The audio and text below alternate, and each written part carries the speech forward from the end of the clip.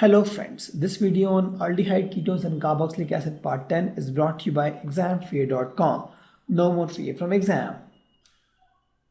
The another way to prepare aldehyde is the oxidation of methyl benzene. So if I have a methyl benzene, if I use a strong oxidizing agent,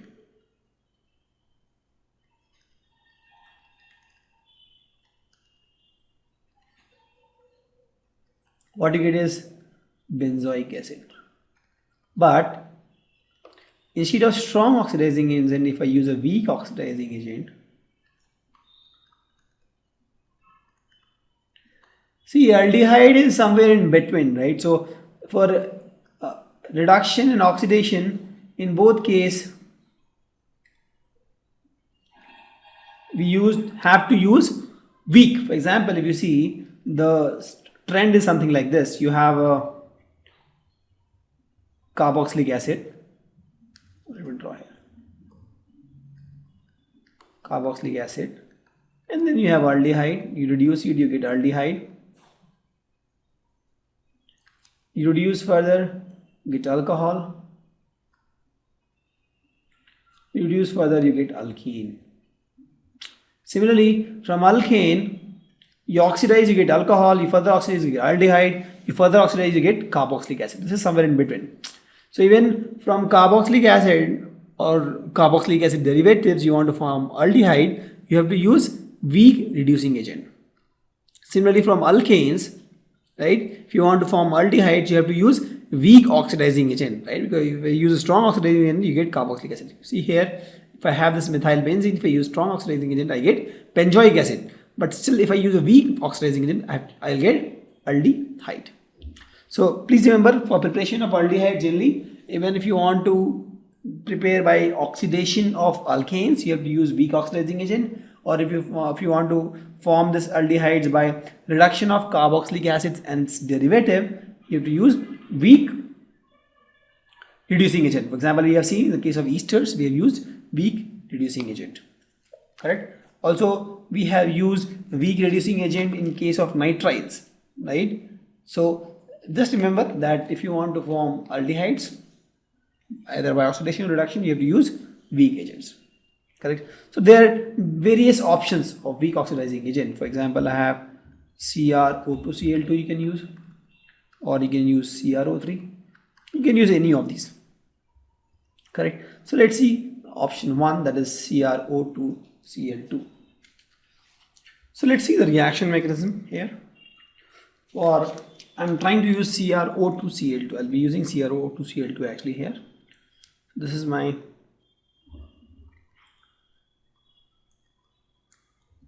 methyl benzene, and I'll use CrO2Cl2, presence of CS2.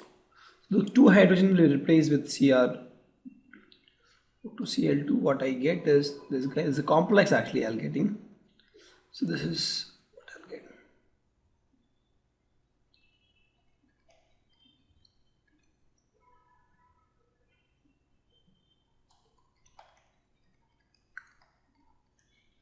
This is what I'll get.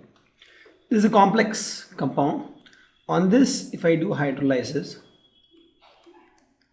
what I get is OH, OH, and H.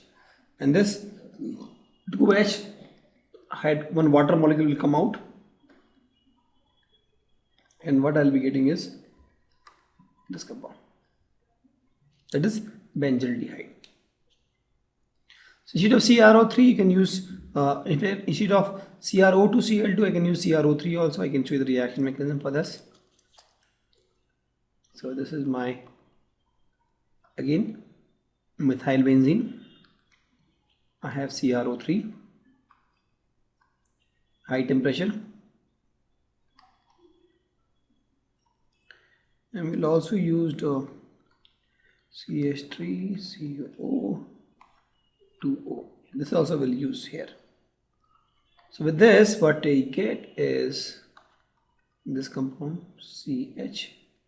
Here I'll get O, CO, CH3. Here I'll also get the same thing, O, CO, CH3. When I do hydrolysis on this, I get the same compound.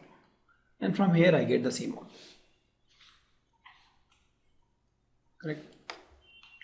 The next is chlorination followed by hydrolysis. So this is side chain chlorination followed by hydrolysis of my methyl benzene itself. So I have a methyl benzene. I'll react with chlorine in presence of sunlight. So two of the hydrogen will be replaced. So what will happen here is I get CH, Cl and Cl.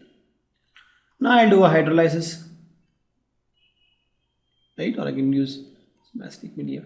So what will happen is this chlorine will be replaced by OH, and I need to increase the temperature. This chlorine will be replaced with OH. This is what you get. There is a carbon here. There is OH, OH and H. So from this we have seen that in one carbon I have 2H molecule, very bulky. So water molecule will come out and you will get C double bond O and H. Right? From these, this and this will come out and you will get benzaldehyde. This is my benzyl chloride.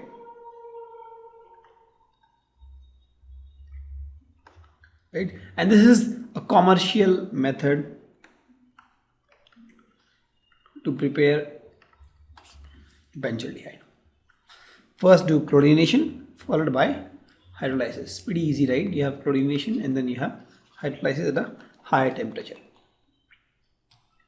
The next reaction is to prepare aldehyde from gatterman-gottch reaction. The reaction is also called formylation. I'll explain you why. So here what we do is you take a benzene and you have a carbon monoxide, you have HCl, and then you take AlCl3, right? In presence of, you can take CuCl or anything. What you get is benzaldehyde.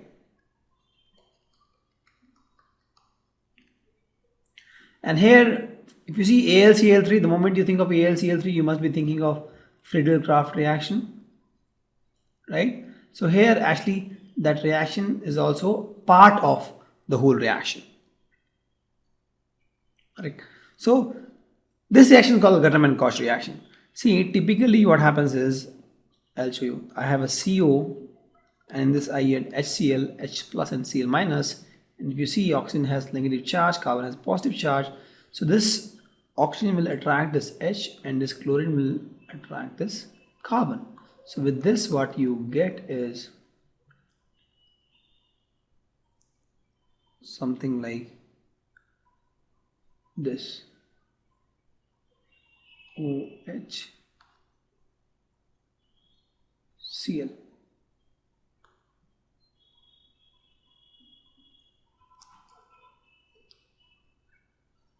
But now if you see, this carbon has lone pair of electrons.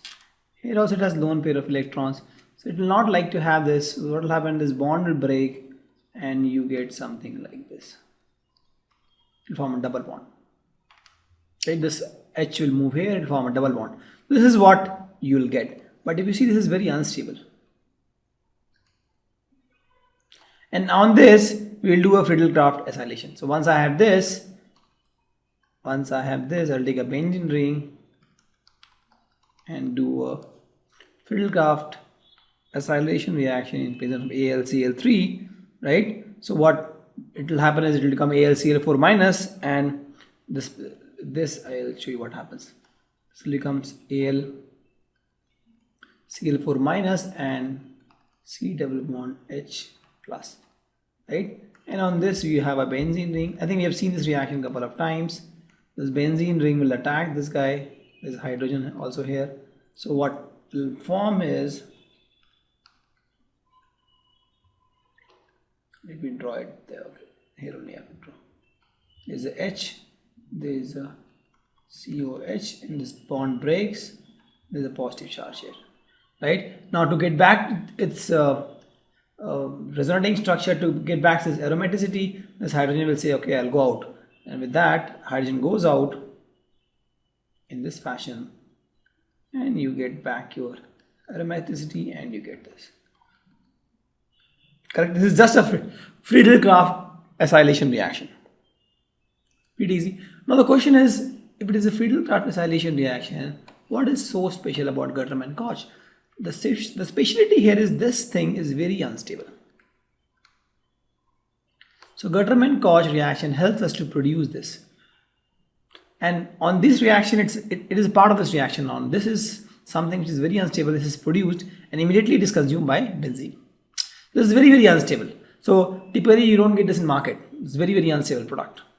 But for Friedel-Crafts acylation reaction, this is required, right? So gatterman-gottch reaction is nothing but an add-on to Friedel-Crafts reaction, where it says that, okay, you don't have this, it's difficult for you to prepare this because it's unstable.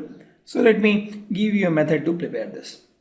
So carbon monoxide and HCl, you get this, but for a very small fraction of seconds. So in that time only it reacts with benzene and forms benzaldehyde. Also called formylation, because if you see in the benzene ring we are adding a formaldehyde, right? It's also called formylation. This is the typical reaction mechanism. The only extra part is this part, right? The other is just a Friedel-Crafts acylation reaction.